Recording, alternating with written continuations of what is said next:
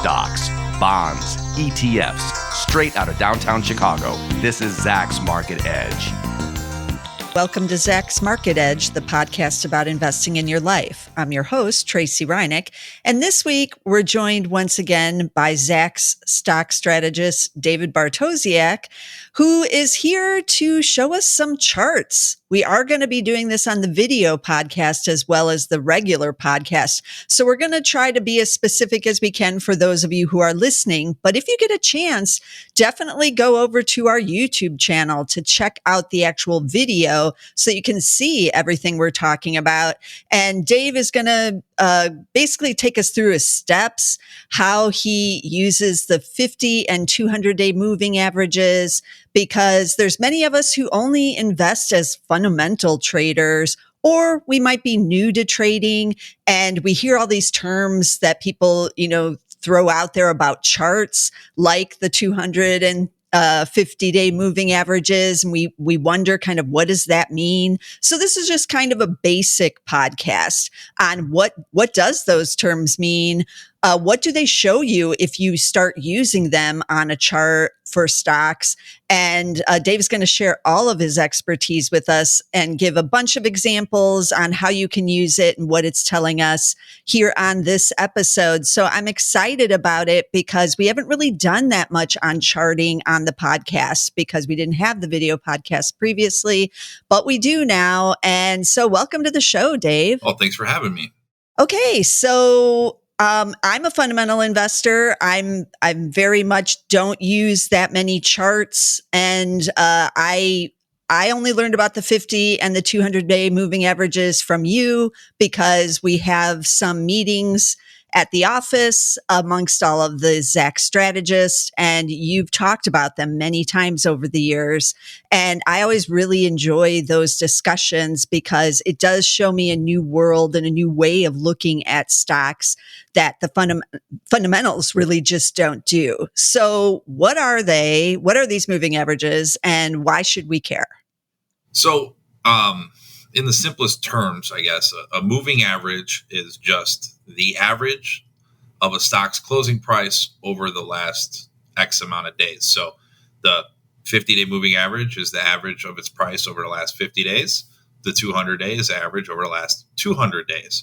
And that's expressed as a line on the chart. Because as you can imagine, as each day comes in, that a new number enters the sequence and an old number falls out of the sequence. So you have this look back period of 50 or 200 days or, whatever number you want to make up. But the 50 and the 200 are the most popular.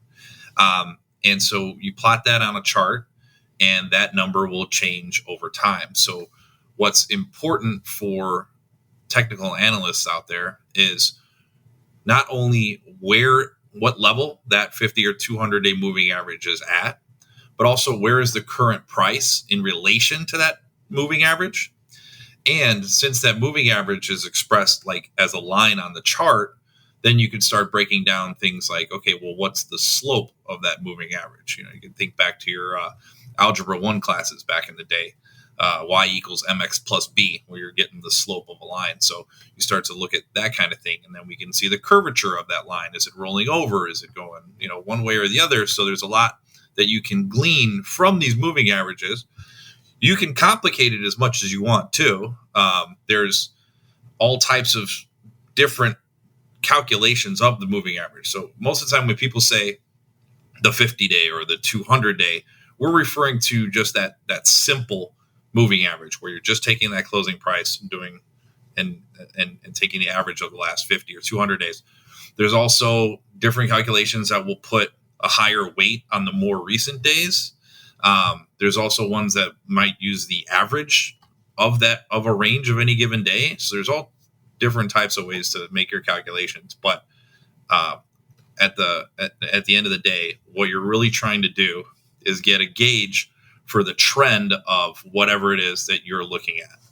So for example, let's take a 200-day moving average. So if the S&P 500 is trading above its 200-day moving average, it's in a longer term uptrend, right? Because if the price today is higher than it has been on average over the last 200 days, then that implies that we're trending higher. And then on the flip side too, if it's below that level, then, we're trending lower. And recently it's been pretty important to talk about these things because the major market averages are all really starting to interact with their 50 and 200-day moving averages. And it's telling us things are changing in the market. So that's the, I guess that's the elevator pitch for the, the 50 and the 200-day moving averages. So what I wanted to do here is go ahead and go on Zacks.com and show you specifically how you can use the tools that we have available at Zacks to do some pretty advanced charting through Zacks.com through one of our partners, and that's TradingView, which is built into Zacks.com. So it's pretty cool, and it's a very powerful tool that you can use. So, okay, time out. Before we go into that, I just had, and this might be a dumb question. Do I have to use the 50 and the 200 at the same time? Or can I just look at the 50 or just look at the 200? Or do people normally look at them both combined? So the sort of the granddaddy of them all is the 200-day moving average. That's the most widely used. And oftentimes that will be used just by itself. And then the 50-day is often used in conjunction with the 200-day. It's more rare for somebody to just use the 50-day. But if you use the 50 and the 200, that's when you start to get into these things where people talk about the golden cross or the death cross. That has a lot to do with the 50-day and the 200-day interacting with each other. But you can use, there's people who use what they call moving average envelopes, which are multiple time frames of moving averages on the same chart. So it'll literally be like the 5, 10, 15, 20, 25, 30, 35, 40, and you had this huge vast array. Yeah. Which is cool to see. Like, it looks pretty on a chart, but it might be a little bit of information overload for, especially when you're just getting started with technical analysis, for sure. Yeah. We're trying to keep it basic. For sure. So I want to show you here. So on Zacks.com, if you pull whatever ticker, I just happen to put NVIDIA in here because that's just what everybody loves talking about nowadays. And it did pop up. I don't know if you saw it. Is a Zacks ranked number 1 strong buy right now, despite the stock selling off a little bit. On the left side of Zacks.com is where you have all types of different pages you can click through to, varying from, Zacks research to other research to charts to financials. So if you're in the charts section on Zacks.com, interactive charts is something that you can highlight and click. And what that does is it pulls up a window where there is that interactive chart, like I said, through our partner TradingView. And there you can do whatever you want. I'm going to go ahead and just pop this out. You can pop it out by pressing a button in the upper right. It kind of looks like a square with an arrow to the top right corner of the square. So that will pop up a brand new chart. And then I usually just maximize it just so I can see things a little bit better. Now, it's really intimidating when you first pull up a chart because there are so many little widgets and things that are happening on the chart, right? You can kind of go cross-eyed trying to figure out what's happening. But the most important elements of the chart, in the default chart on Zacks, you have across the bottom of the the bottom of the x-axis is time. So you'll have the the current date, and going back from there, all the trading days going back. Typically it's about a year in the default, and you can zoom in and out on that just by if you have like a track, one of those wheels on your mouse, you can zoom in and zoom out on the time frame. And then on the right y-axis, that's where you have the price. So that gives you the sort of your basics. And then along that bottom x-axis, typically they have volume candles. So the higher candles are higher volume, the lower candles are lower volume. They color code them in the default, where red are down days and green are up days for volume. Then the other default here is what you call the open, high, low, and close bar. Okay, so on any given day, so for example, I'm looking at August 24th on Nvidia, and if you scroll your mouse over that or click on it, you'll see the open was 502.16, the high was 502.66, the low was 471.59, stock closed at 471.63. So you get all that information just from one little line there, one little blip, which is cool. Now there are several different chart types you can use. Okay, you can change this open, high, low, close to candles, or you can just make it a line or whatever. I don't want to get into that part of the charting basics here, because there's really no reason to change what's there. When we're talking about moving averages, I'm just going to leave it sort of as is. So moving averages are indicators, right? Technical indicators. So you can add those easily on the chart just by going to this little button that says indicators, which is up top towards the center, the centermost button on the top. And then you're going to see all of these crazy things pop up. Accumulation, distribution, Arnaud Lego moving average. I don't know who Arnaud is, but he can let his moving average go. Bollinger Bands, Chaikin oscillators, commodity channel. It goes on and on, right? This is where I always get confused. I look at the list and I'm like, what am I supposed to do with all this? Ignore it. Okay. So we're just going to go moving average, simple, right? That's it. That's what I want to do. And I'm just going to click and put in the first one. And when you do that, it defaults, in this case, to the 9-period moving average. And I know that because in the top left of the screen, it says SMA 9. Okay. So when you highlight over that, there's a little cog that pops up. It's settings.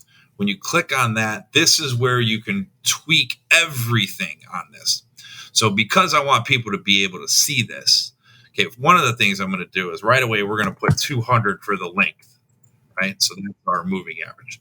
Then on visibility, style, I'm going to change the line. We can keep it blue.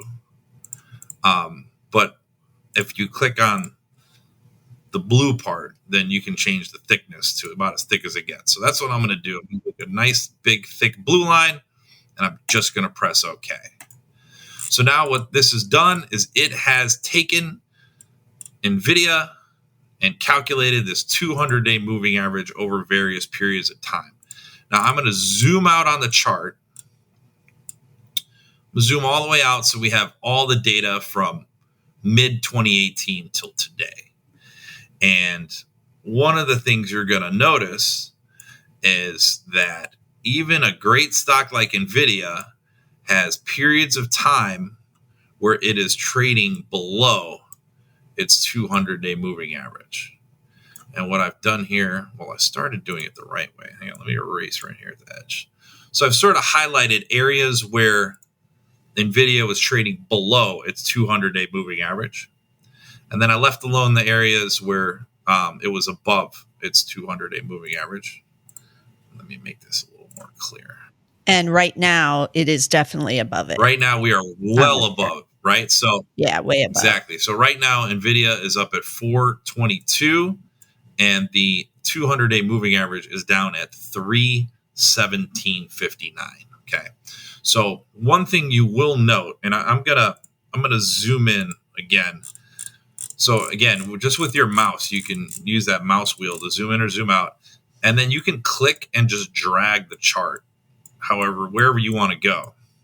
So I'm going to drag it back to the 2018, 2019, and just show what happened near that 200-day moving average. So NVIDIA sort of runs out of steam. The 200-day moving average acts as a little bit of an attractor for the price. And for several days after coming below that moving average, it tests it. So it's trying to get back above it. and ultimately it fails, right? So that's when you see that, that's when you know things aren't going to go so great. Okay. And inevitably, the stock ended up going much lower, right? So all the way down. Wasn't 2018 when they missed and they guided lower or something? I believe so. Wasn't it? Yeah, it was I think so. before things really got awesome over at it. Yeah. It was a little bit shaky there. And then now, just as that used to be that resistance, the stock comes up above, runs out of steam again. So it just wasn't quite ready to break on through. And you're going to see several times on this chart where either the stock goes a little bit above the 200-day, a little bit below the 200-day, but it keeps getting pulled back in because just so much action happens there, because so many people use the 200-day moving average as an entry point, right? So this is where the battles happen. It's the bulls versus the bears at that 200-day moving average. And with so many people looking at it, it ends up becoming a battleground for these stocks. And you can see other periods of time. So here we are in 2020, where we come down, flirt with breaking down below, but those technicians at home that are bullish on Nvidia say, no, it's below that 200-day. I'm going to start buying here. And inevitably, it goes on that run, right? So, and several times along the way, you see a bounce at the 200-day. So March 2021, there's a bounce. May 2021, there's a bounce. And so on and so forth. So with the stock here at 422.39, the way I use a 200-day moving average on Nvidia is I say, well, the real support for Nvidia could be all the way down at this 200-day moving average.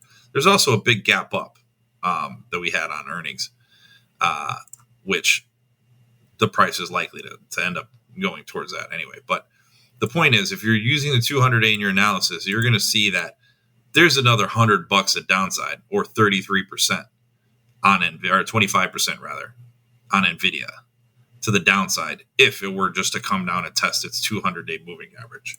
That's kind of a long way down, right?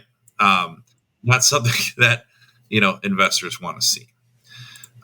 So that's Nvidia, and the only reason that I did that initially is because I just wanted to show how you can use Zacks.com to now pull up this very powerful charting tool where you can do all types of cool stuff. So now I'm just going to, I kind of cheat, right? Because I know all day I'm typing in tickers to this charting platform, right? So I'm going to use the NASDAQ composite here. I just wanted to show some sort of broad market stuff using just the 200-day, to give us all some perspective. So we've got that 200-day moving average on the NASDAQ composite down at 12,491. While we're doing this here on Tuesday, September 26th, NASDAQ is a little over 13,000. It's 13,081. So a little bit of downside still left for the NASDAQ composite. If it's going to test that. But that is the whole point, right? You do expect it to test the 200-day moving average, right? At some point, it always does. Because what happens is over time, even with the stock, so let's say if the NASDAQ stayed at 13,000 forever, right? What would happen is, since 13,000 is more than 12,491, this moving average would start to tick up. It'd keep getting closer and closer and closer, and eventually it would touch. So it's a statistical or a mathematical inevitability that the price and the 200-day touch. It's just the matter in which they do and what's happening, right? So in the NASDAQ had an incredible run of being above its 200-day moving average.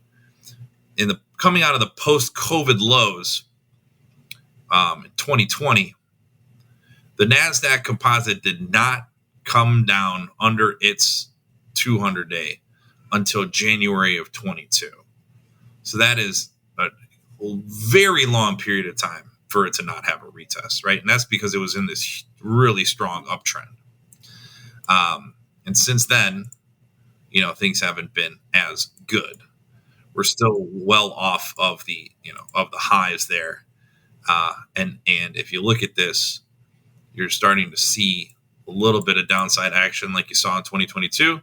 Sure feels like you're seeing that right now, coming down towards that 200-day moving average. That's on the NASDAQ composite, which is going to affect, a stock like Nvidia, right? Since it's such a big chunk of that. Let's look at the S&P 500. Of course, this time it decided to pull up something. Oh, sorry. Only when you're doing a live podcast does it give you that. Right. I'm gonna end up cheating and just do SPY here if this isn't gonna let me do this. Yeah, okay. I'm just gonna do SPY. Let's just do that. It's close enough. Yeah. So one of the things about the trading view through Zacks.com, you have certain data packages that you can sign up for with TradingView, and so you get sort of the default data package when you're on Zacks.com, which you have to stick to ETFs and stocks and things like that for the most part. So anywho, but here's SPY, which mirrors the S&P 500, and you're going to see a very similar situation where back in April, a little bit later for the S&P though, in I think it was June almost by the time. Yeah, the end of May is finally when we got above the 200-day, and then came back down again January of 2022, and then now we have a similar situation where we didn't quite get to the highs, and there's some downside action. So you're going to see that a lot. Now I'm nervous on which one of these is going to pop up. There we go. Okay, we're good. Getting to the Dow Jones Industrial Average. Now this is great today. Well, I guess it depends on who you are. If you're a bear, this is pretty significant to see. I mean, I guess it's significant for everybody, but the bears are definitely cheering right now because today is the day that the Dow Jones Industrial Average has come down under its 200-day. And barring a rally into the bell, it looks like we're going to close under that level. Last time we really did that was in March of 2023, where we had several days bouncing around down underneath that 200-day moving average before something, before the stock, the market rallied a little bit. And we've had a bunch of retests already. So just going back to November of 2022, you have periods of time, 1, 2, 3, 4. Now this is going to be the 5th period of time where we have been at or below the 200-day moving average on the Dow Jones. Part of that, and I alluded to this in my intro, kind of that it also matters the slope of this line, right? The 200-day. So when the 200-day starts to level off and go sideways, it tells you that the market has been chopping within a narrow range for a while. Because if you think about it, if you're you're right where you were 200 days ago, you haven't really been moving anywhere, right? You're just going sideways. And that's one of the basics that you can use the 200-day to figure out is, are we in an uptrend? Are we in a downtrend? Or is this market range bound? So when you see a 200-day that's virtually unchanged, you're range bound, right? But you don't need technical analysis to look at this chart and say, oh yeah, the Dow is just kind of chopping around between, these 3,000 levels, these 3,000 points. So that's where we're at. And then as you zoom out, you'll notice that this happens from time to time where the Dow kind of steps up into a certain level and chops around it for a little bit. And then it steps up to another level and then it chops around for a little bit. It's like it keeps taking the stairs and then it sort of sits around. That is a sort of market phenomenon that has been very widely studied. And so when you're really bored, Tracy, and you're having trouble sleeping, look up Darvas boxes. And Darvas boxes, yeah, and that's basically it's a trader, Nicholas Darvas, I believe his name was, and he came up with this theory that the market sort of chops in between key levels, and then it runs away. So he would just wait till it popped off the top side of a box, and then he would go and then sort of ride it for as long as he could. So it's like constantly taking the stairs and stopping and stairs and stopping. Anyway, Darvas boxes when you're having trouble sleeping, go ahead and read about those. Now, does it only break out, or can it break down? Oh, it definitely can break down. Yeah. Okay. Absolutely. And that's one of the things that, specifically like today, we're worried about that, right? We're worried about this Dow Jones Industrial Average breaking down underneath this 200-day and doing something dramatic like it did in September of, 2022 or the fall of 2022, right? That's what we're worried about right now. So that's, so that's how you use the 200-day. I'm going to throw in another wrinkle here. But before I do, okay, they're not going to let me use the Russell here either, huh? What about this one? Nope. Okay. I'm going to use IWM as proxy for the Russell. And this is the Russell chart is going to be the most depressing of all of them based on the 200-day, right? And how long it's really, it spent most of 2022 and a good chunk of 2023, below that 200-day moving average. There's really only been, about a month or 2 months in the start of the year that we were above that 200-day.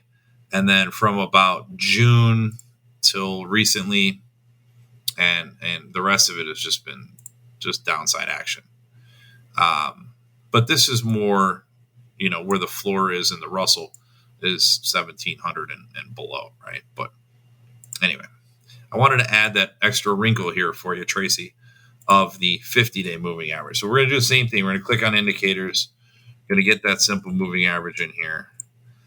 We're going to go back to the settings, and instead of 200, we're going to type 50. And then for the style, instead of blue, let's go with red. Or I think that's red. No, here's red. Okay, red, and then orange. Also make either one. I like orange and blue, for the mighty Evanston Wildcats, but that's okay. We're gonna go red and blue. And so what does this added wrinkle give us? Well, I feel like this is most useful when you are trying to understand when has this awesome trend ended. So, for example, the post-COVID run-up, you see the 50-day really skyrocketing, then it starts to go sideways, blips up, and then boom. So this right here is that dreaded death cross when the 50-day crosses below the 200-day. Now, I will say... And what's the date? That was 2022, the start of 2022. Yeah. So that's one of the few times that it worked, okay? Because if you think about it, 50-day, that's lagging 50 days behind where the price is now. The 200-day is 200 days behind where the price is now, right? So the interaction of a couple of moving averages, when you're going from an uptrend into a big downtrend, that 50 will cross under that 200. However, in a range-bound market, like you have with the Russell recently, you're going to get so many false signs. So we have, boom, a golden cross on January, let's call it the 25th, right? And then we only went up a little bit and then came crashing back down. Then, boom, you have a dreaded death cross on April 20th. Well, there wasn't too much further downside action after that so-called death cross came, right? Just kind of bottomed out. And then, boom, you have another golden cross that occurred. So in range-bound markets, these moving average crosses are useless. Okay. They're going to constantly happen and give you false signals. And then when finally the one time that the market does break down, then they're going to proclaim that they're right. Chicken Little, who was screaming about the sky falling the whole time, something actually falls, and then they're going to proclaim victory, like those perma bears that are out there, Tracy.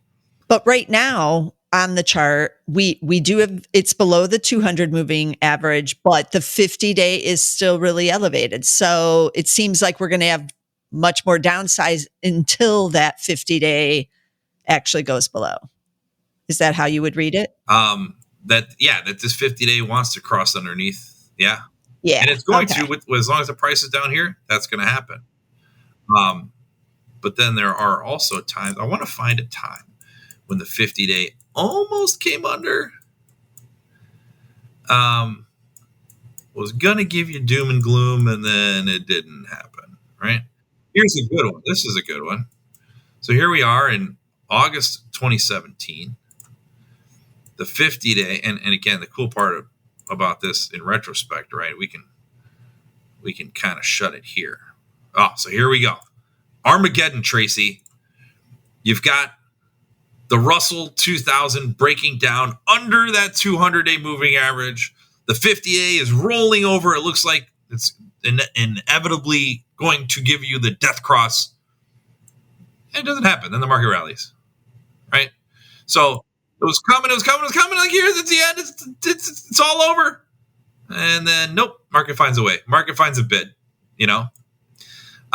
So they're fun to look at.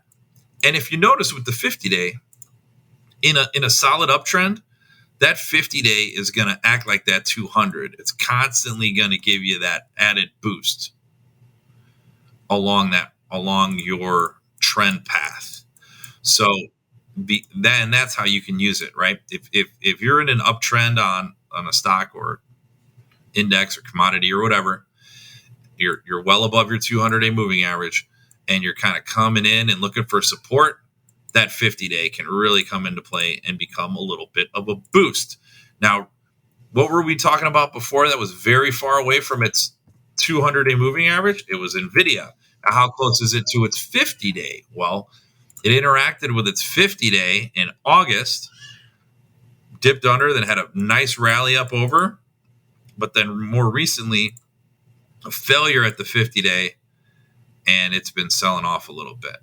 So folks hoping for a reversion to the mean want that 50-day to come back into play, but it doesn't always.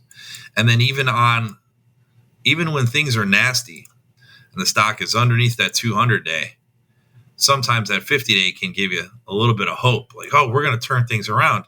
And then when you get the failure at the 50-day and you're already beneath the 200, that's what you don't want to see.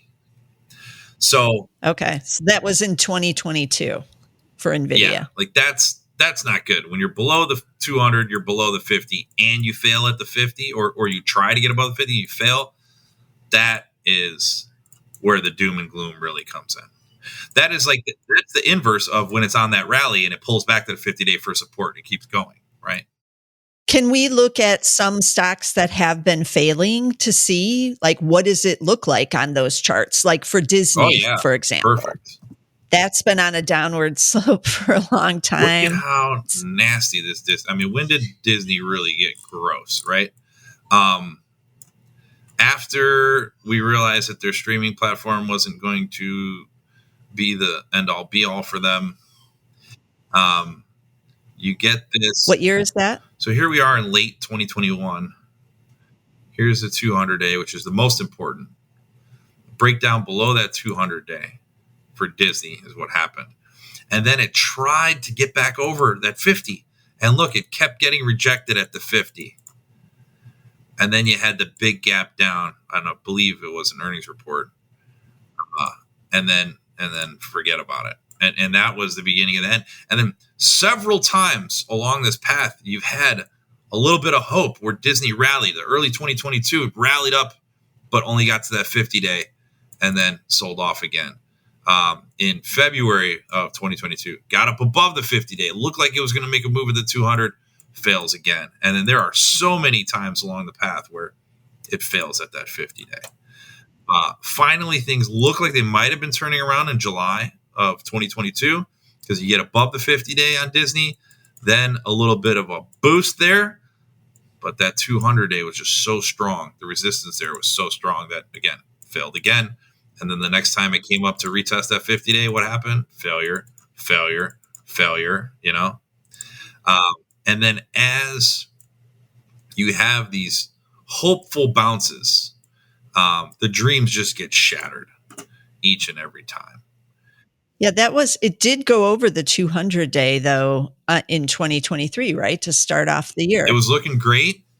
And then it all fell apart, and it is still active. I would call this an active dumpster fire. Okay. Because it is still burning. It's still below both. Yeah. Yeah. And the most recent was a rejection of the 50-day and a move lower. That's about as ugly as it gets. I have one other chart that I did want to look at on the downside, not to stay with the negative, but Walgreens, WBA, it's also been similarly disturbing on the chart. Yeah, real similar. And again, and times when it try to get above that. So one thing I talk about a lot in Surprise Trader and Blockchain Innovators is something I call escape velocity. So it is a stock's ability to pull away from the 200-day moving average. And Walgreens has not had it. When it looks like it's going to happen, it just rolls over. And this thing has been rolling over, and it's just getting uglier. Constant rejections of the 50-day, which is already below the 200-day. And it just doesn't look great. It's not anywhere even close to the 50-day right now. No. And obviously not the right 200. Now, you've got the 50-day at 26.31. The 200 days at 32.29. And the stock is at 21.12. So,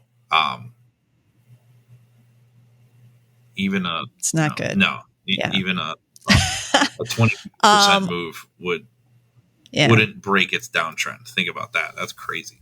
Wow. Yeah. What about on the flip side now? Let's get to something a little bit better, because we were talking about Nvidia, but what about like Elf Beauty? What about a stock like that? It's had a huge run but it's this year. Off pretty bad here. Has it? Okay, I haven't looked at it in a while, so this will be a good one. I was just talking about, this was my bull of the day the other day, and I talked about it in my top stock picks of the week.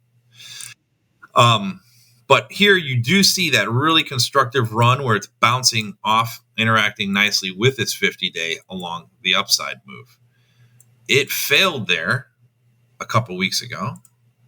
So September 18th, last Monday.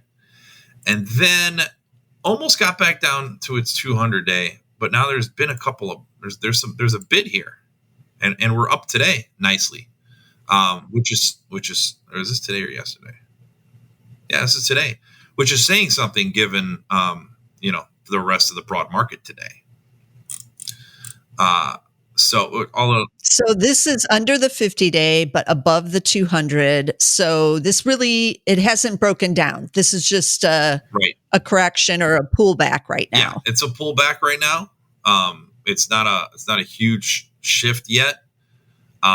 So what you have to worry about here, if you like ELF, is that 50-day is up at 123.62. The stock's at 109.88. 200-day down at 91.73. So I'd be looking to see if this does trickle up to the 50-day, what happens. So what happens at the 50-day is going to be very important, because it does look like we got a little bit of a bid here that could take it to that 50-day before we have to worry about any sort of retest of that 200. But when these stocks are in strong uptrends, they don't break below 50 days like this. So that's a hint that the real strong move is in the rearview mirror. Okay, that's good to know. That's a good tip. What about CTAS? I know you own it in the Surprise Trader, and it just reported earnings today on September 26th. It was another beat, and they raised. But okay, this is an interesting chart too. Yeah. This has been the quarter of the beat raise sell-off. Okay. I can't tell. It's nauseating for me, obviously, as the guy running Surprise Trader. It's just constant. I've seen it again and again and again and again. And one thing I tell people is that typically the day after earnings, you get a nice spike in volume because there's a lot of people trading that stock. There's a lot of eyes on it. When institutional money wants to peel off part of their holdings, they're going to want to use a high volume day to do so. So there's someone out there looking to sell regardless of what that earnings report was going to be. So as they're de-risking their portfolio, this is what ends up happening. What I think in these situations is, we don't buy after a report in Surprise Trader, but these are like the perfect opportunities to buy after reports. When you have a really good report, everything looks good, and the stock sells off for some, wackadoodle reason. There was a stock last week that I was talking, AutoZone. Everything was fine. Like everything was great. And except for the growth in their commercial segment, that was, some part of some initiative they were trying to, get bigger. And that wasn't as fast as like O'Reilly's was. And that was the excuse that they used to beat up the stock. I mean, no, it's nonsense. That's not why. There's a big player that was peeling off some of their holdings.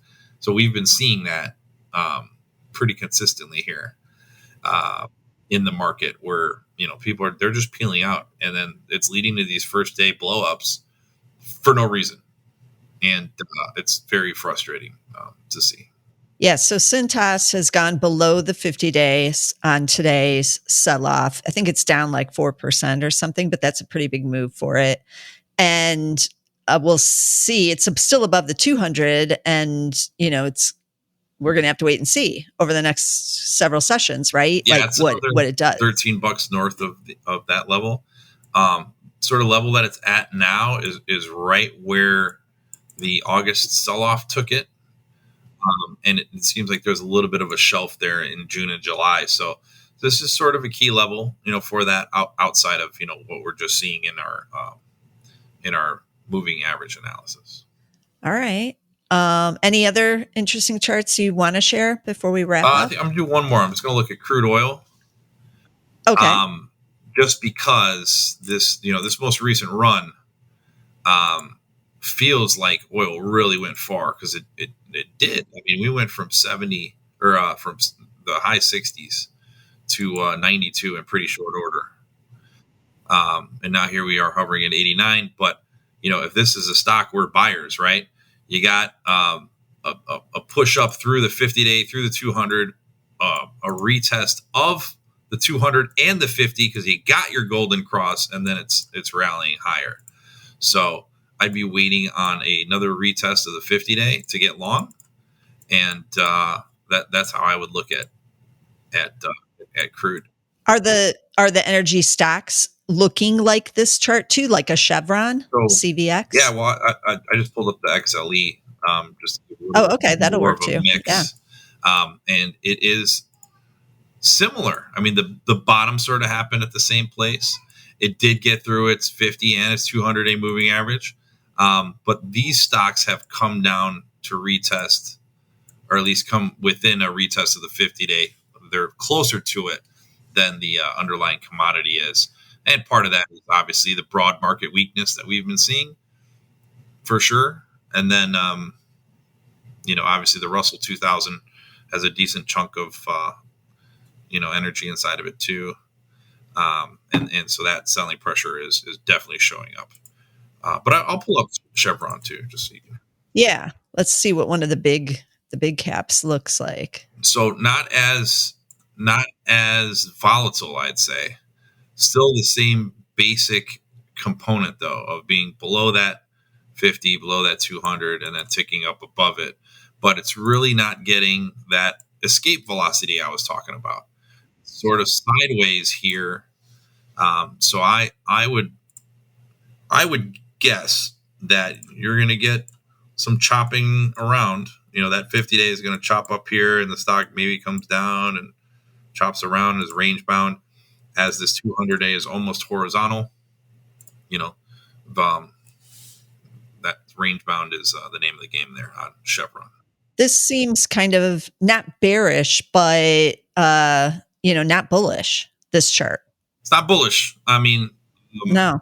it's not overly bullish. I mean, it has a couple of components. I mean, it is above its 200-day moving average. You do see the 50-day that's coming into play, but I think overall this is just more of a range-bound play than the start of a serious trend higher. Well, that's why I have you on the podcast, Dave, because you make it all seem so easy to look at these charts and see some cool trends in all of them using just these two moving averages, or even just the 200-day. You could see a lot of these cool trends as well. So I'll have you back on and we can discuss some more charts, and maybe we'll do an episode about what all those other moving indicators are. If there's any cool ones on there that we want to talk about, because I never know. Yeah, we can start. You can add wrinkles to this, and get it as complicated as you want. So, but I try to, simple is the best. I think best way to go here, because you can really, you have so many indicators that they're all just going to contradict each other, and then the one time that they all line up together, that's when the market's going to go the opposite way anyway. So, you just right. The market's going to do what the market does. Right. There's no sure things, even in charting, obviously. Okay, let me recap a lot of the stock tickers we did mention on the show today. So there was Nvidia, of course, NVDA. We started with them. We had ELF Beauty, ELF, Disney, DIS. We had Walgreens, WBA, CTAS is CTAS. We talked about Chevron there, CVX, the energy ETF that he showed was XLE. And then he did show the Russell 2000. You can look at that through the IWM ETF and the S&P 500. We use the SPY to look at that chart as well. But as always, be sure to subscribe so you don't miss a single episode of the Market Edge, either on audio or on video. You can get the videos on Zacks.com/YouTube on our YouTube page, but you can get all the audios on Apple. We're on Spotify. We're on Amazon Music. We're on SoundCloud. Just about anywhere you can get podcasts, you can find us. But be sure to get us somewhere, and I'll see you again next week with some more stocks. This material is being provided for informational purposes only, and nothing herein constitutes investment, legal, accounting, or tax advice, or a recommendation to buy, sell, or hold a security. Do not act or rely upon the information and advice given in this podcast without seeking the services of competent and professional legal, tax, or accounting counsel. Publication and distribution of this podcast is not intended to create, and the information contained herein does not constitute an attorney-client relationship. No recommendation or advice is being given as to whether any investment or strategy is suitable for a particular investor. It should not be assumed that any investments in securities, companies, sectors, or markets identified and described were or will be profitable. All information is current as of the date herein and is subject to change without notice. Any views or opinions expressed may not reflect those of Zacks Investment Research as a whole.